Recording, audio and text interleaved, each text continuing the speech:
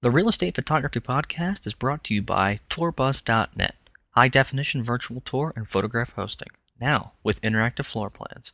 Sign up for your free trial today. Hello and welcome to the Real Estate Photography Podcast with Mike Muriello. Today we have a post-production tip. We actually talked a little bit about lens corrections in a previous podcast, and someone asked on one of the comments of the podcasts, well, now that Lightroom 3 is available, why don't you just adjust the workflow and do all lens corrections prior to fusing the images together, and then you kind of avoid correcting them afterwards? Because if we remember afterwards, if you fuse images together, a lot of times metadata is lost for the focal lengths and the lens information that is stored in the CPU contacts, so you can't do one-click auto corrections, but you can do them prior to save a little bit of time. So as you can see, we have a couple of sets, three different sets of images, and I'll tell you what, we'll go into one of them here, and let's go into the develop module. And this is a tip about how to do it really quickly, by the way, in case I forgot to say that. Most people who look at this sort of image, and this is pre-fused, so this is one of 7. So if I go back out again, it's obviously one of 7. So this is the middle exposure.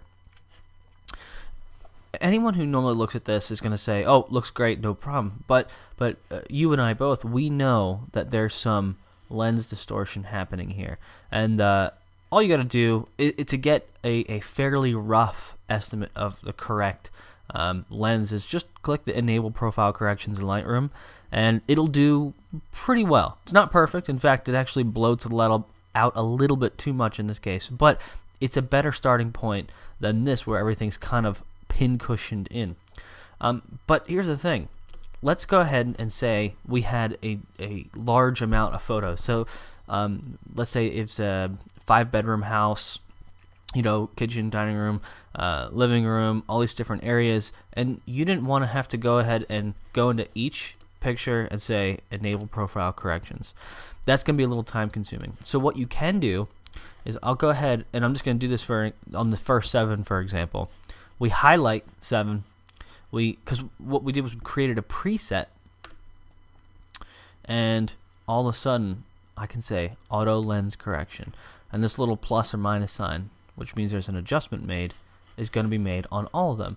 So if I go into the Develop module now, that will be checked by default.